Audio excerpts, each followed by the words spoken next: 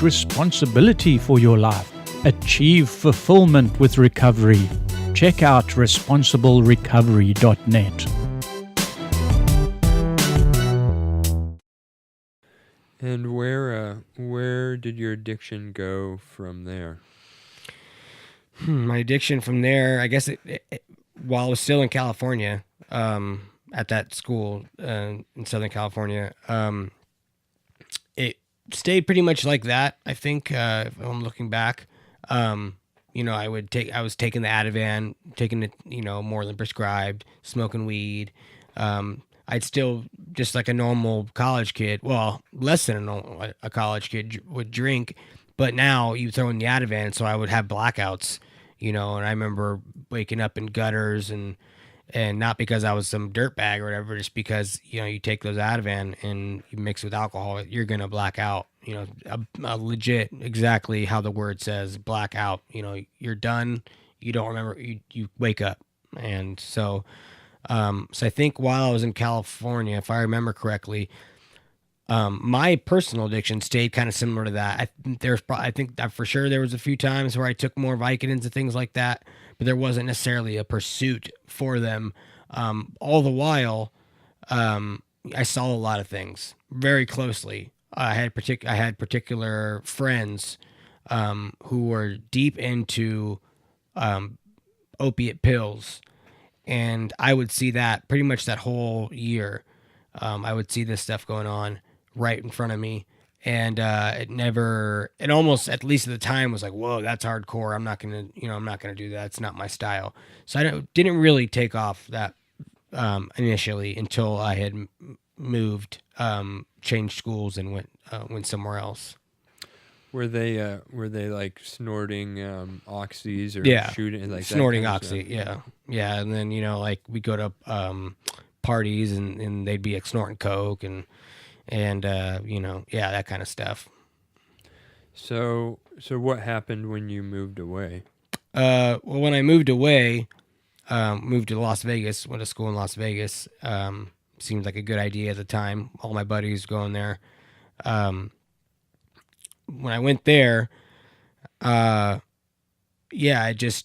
still had that mentality, and I feel like, I almost had I'm going to call it freedom. It was even more like release, like I'm a different person. It's a new identity of this Marty in Las Vegas. So I think I was just even more susceptible to what was to come. And, what was to come was, a journey of kind of the, continuing what I had already done, and it slowly escalating to, more hardcore things and more hardcore things. Like what? Well, Vicodins turned into like Norcos. The milligram went up. Was given those, and it just was, still being super naive, not really ever seeing or knowing or experiencing the plights of addiction. It's just super innocent, very fun. Taking these Norcos and just like, man, this is the answer. This drug, this high, this drunk is the answer for me. I hate drinking. I hate being hungover. I hate having to drink all this crap to get to where you want to get, like this is quick. You feel great. You're still totally with it. You love everybody, and I'm already a social person. This makes you even more social. I mean, I little did I know that, years down the road, or, what makes you social at first turns into the exact opposite. But yeah, it was just the answer, it was just like, this is it, and so, yeah, it was Norcos and like many people, with similar tastes, Norcos turn into, at the time, were Roxies, what they called Roxies, which is, it's like three, essentially, without splitting hairs, it's like 3 Norcos or 3 Percocets in a little itty bitty, a quarter to the size of an Altoid, probably even smaller than that pill. And that was even better. I mean, that had no Tylenol. I didn't snort those. That was like the thing, people would most associate with those would be snorting them. I didn't. I would just eat them. And that played a big role in it. The fact that I felt like, oh, I'm only eating them. I'm just eating them. I'm not snorting them, But yeah, and so it just kept getting better and better. There was no negatives. I was still young. Nobody, my parents didn't know anything about this. It was me and my buddies. They didn't know anything about the plights of addiction either. So, I mean, it was just, probably a recipe for disaster, but that disaster wasn't going to come quickly. It was a slow burn. And so, yeah, I mean, I could tell you the end of, where obviously that ends up quickly. So we do Roxies for a few years. And when Purdue Pharma changed the formula of the Oxy 80s, which I did a handful, fair share of times, but they were I just didn't see those out in Las Vegas. The most of the time I did those were in California. It seemed like Vegas was flooded with the Roxies, which obviously it's the same drug, but it was still different to me. I don't know, it's still different. Like I could pop those Roxies. I couldn't pop when I would pop 80s. It wouldn't do the same thing. But anyways, it's neither here nor there. Yeah. So when Purdue changed the formula for the Oxys, took them from abusable to essentially non-abusable. I mean, you could if you wanted to, but it's never going to be the same. That changed everything. What was once a $8 to $12, sometimes $15 pill, the Roxies, which added up. You generally pay $3 to $5 for a Vicodin or a Norco. This is from where I was at. So it added up. It made sense.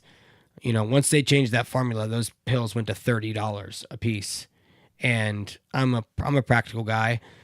I had I started having issues. Once after a few years, I started experiencing. I went through some withdrawals and things like that, but no life type things. No, those are all kind of personal things that didn't bleed out into other people, bleed out into family, bleed out into people you cared about, bleed out into jobs, bleed out into society. It was still kind of all internal kind of things that I could hide, or I could just deal with myself and nobody really be affected or know about.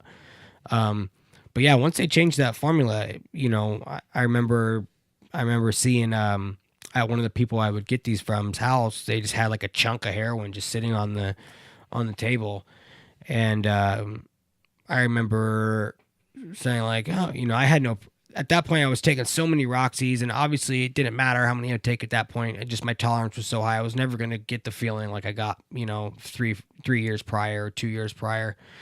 But I remember seeing that and like, oh, I'll try. Can I try some of that? And I remember trying it, and I was like, all right, this is cool. Whatever. He smoked it, I would smoke it, and slowly but surely it just mixed itself in there to where I was like, I guess let me buy that. I don't feel like spending this much money. Let me buy that. It's way cheaper. And yeah, maybe I don't get that, euphoria, that amazing, just like, this is just it. This is the pinnacle of euphoria. This is the pinnacle of life. At that moment when you have that opiate in the beginning, when your brain hasn't, adapted to it, and it's, it's tricking all your your brain receptors out, and it just literally feels like, there's just nothing else. It just cannot get better than this. But yeah, slowly but surely, with those factors that were happening in my life, the factors that were happening in the world with Purdue Pharma changing formulas, I slowly found myself only buying heroin. And, yeah, so I'll let you ask another question there, but that's kind of the path of progression of where the pills and where the drugs went.